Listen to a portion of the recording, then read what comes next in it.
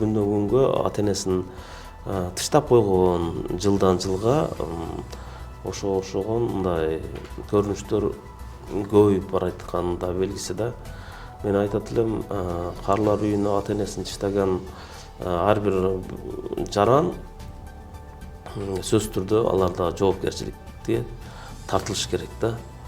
Ошо боюнча көтөрүп атам. Ошо мыйзамдын 179 беренесине ушундай бир кошумчаларды киргизип атабыз. Эгерде ата энесин карлар үйүнө таштаган болсо, же болбосо ата энелерин карабай койгон жаран мамлекеттик кызматка иштебегенге,